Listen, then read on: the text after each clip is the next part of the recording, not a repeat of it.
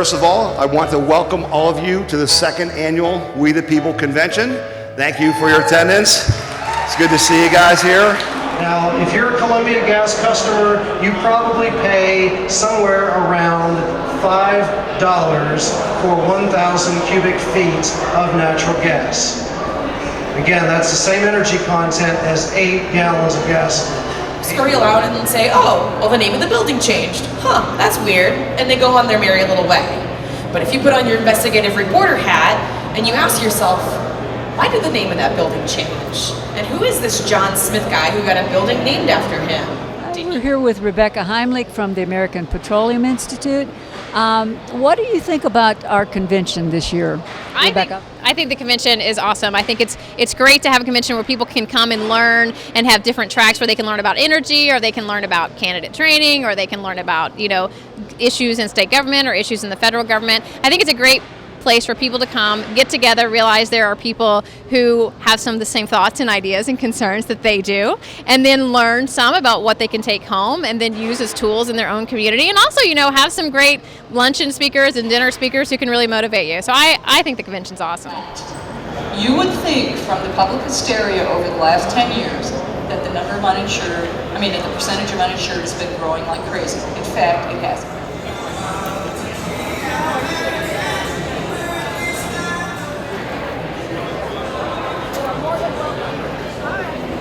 But if you're an American citizen, at least throughout my lifetime, you grew up believing you would never have to fear your government because you were protected by your Constitution.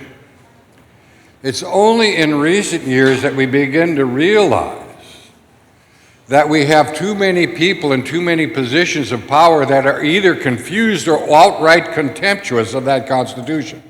We went to Washington, D.C., went to the Russell Senate Office building. Mike Lee had secured a room for us, and we were going to offer ideas to the U.S. Senate, which clearly was lacking a few. They were struggling a little bit. And we said, here are these ideas. Everything's on the table. We'd love to talk to you about it. Chuck Schumer kicked us out of the building. He said, you don't belong here. We got this. Somebody should be fired, don't you think?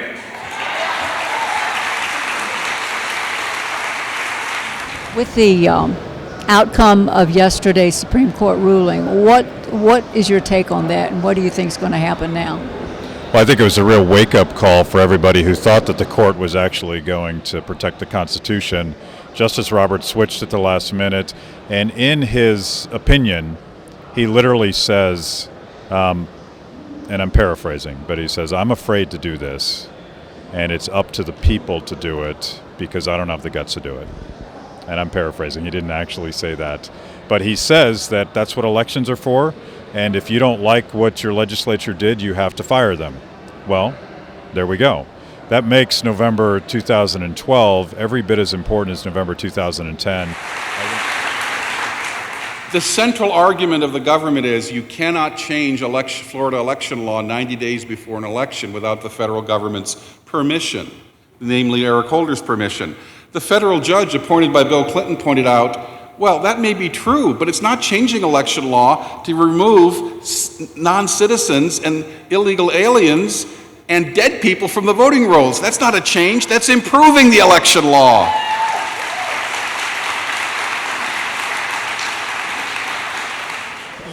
Hi, we're with John Fund from National Review and with Fox News. So what's your opinion of our convention and how everything has gone here? 1,100 people on a Friday in the summer when lots of people have other things to do is very impressive. I'm impressed you've drawn people from all over the state. As a regional gathering, this is one of the best I've seen in the country.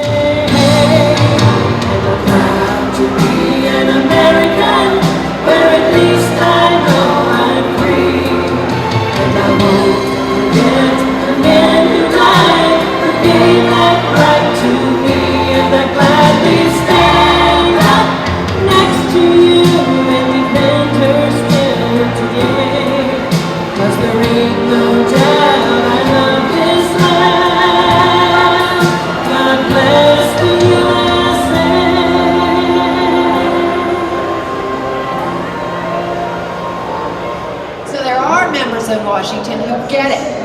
know how to do the right thing. And they're presenting bold plans that are detailed, just like our Saving the American Dream plan. We're actually putting it into legislation. So far, we've got 1,000 pages. We will take time to read the bill, however. What have you enjoyed most about the convention so far? What I always enjoy at this one and previous conventions like this is I get to go around, talk to people, see what other people are doing, get ideas, the breakout sessions, the people, the booths. This is like if you're a conservative and you died and went to heaven, this would be it. The original goal of monetary policy was we're going to have a stable source of currency, and the Fed was formed and told, please keep prices and interest rates relatively stable, which means the Fed would turn the switch and raise the money supply when the economy was expanding to make sure that there was more money because you needed it for transactions. And when the economy was contracting, the Fed would decrease the money supply. And opposed to Senate Bill 5 and made clear that if and when right to work gets on the ballot here in Ohio, that'll become their #1 issue. You got to remember, this is a group that raised $42 million last year to fight the collective bargaining reforms. Make no mistake, they'll raise money to fight it if you put right to work on the ballot. How did you get involved with the activist movement? Well, really my personal experiences, because I realized early on when I was young that you have to work hard to get ahead. And I've been fortunate enough to work at a major corporation, and now I'm involved in public policy. And each opportunity has led to another opportunity. So more and more doors can continue to be opened for me. And this is the message I tried to communicate, especially to our young people. You have to work hard, apply yourself, and not expect people to take care of you, not expect the government to take care of you, but it's up to you, the individual. And when you apply yourself, doors open and things do happen. So we've gone around the country to these various poll locations, and we've demonstrated that ballots can be given out to people, anybody, in the name of somebody else. We've done this in New Hampshire, we've done it in Vermont, we've done it in Washington, D.C. We most recently went into Attorney General Eric Holder's own poll location. My name is Mary Garn. I am from Howard, Ohio. I am a member of the Knox County 912 Patriot Group. I became involved about 2 years ago, and the reason I became involved is because I just felt there were too many things going wrong in our country, and too many people sacrificed their lives to give us freedoms that we are letting go aside, and it's very important that we keep our freedoms for our children and grandchildren. That's why I'm here. They've found over 200,000 ineligible voters so far in Florida. Imagine what Ohio looks like.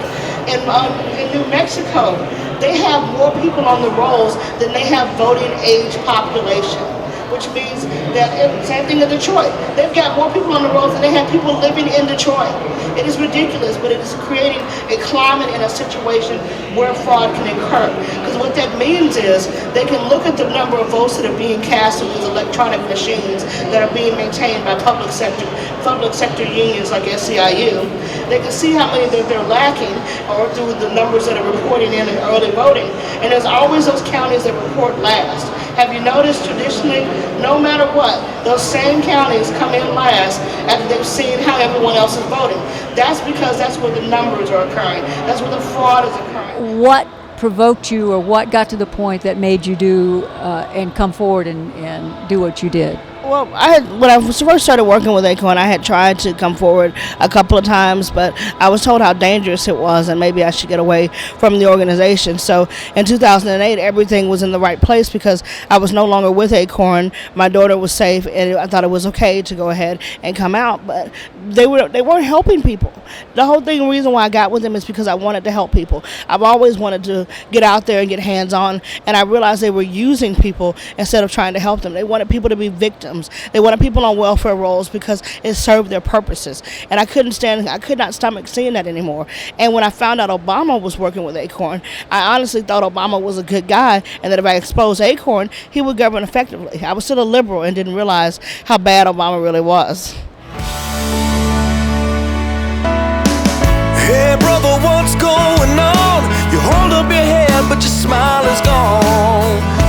forget your feet are still on solid ground. Hey mama, now I know it's hard. You're raising your kids while you work 2 jobs. You give them all the love they need to make you proud. And like an eagle flying over the clouds into the light, we will rise above our troubles on the wings of our birthright. We are the thread that holds the flag. We are the stars and stripes at last. We are the fabric of the promised land. And we are the red, the white, the blue. It's more than a dream, it's me and you. We are the hope that lives in every man. We are America. Yeah, we are America.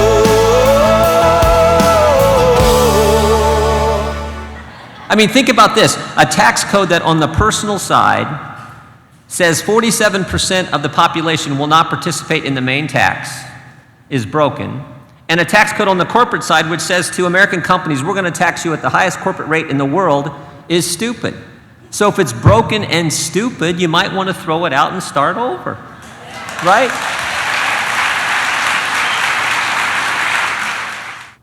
It's not just the Democrats who are the big spenders. As I mentioned, we have big spenders in both parties that have taken this country onto the path of bankruptcy. We've got to change Washington.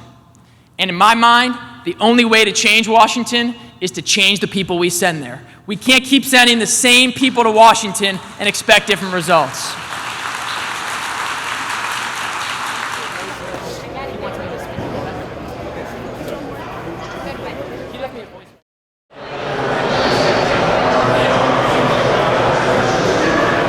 Would you give us your name and where you're from?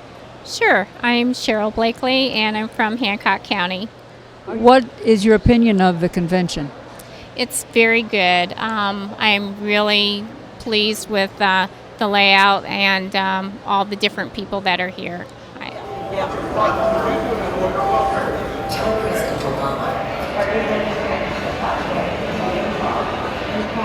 But Dana was riding in an elevator in the House Office building, the Rayburn building, with 3 senior Democrats who had just voted for the Waxman Markey cap and trade bill.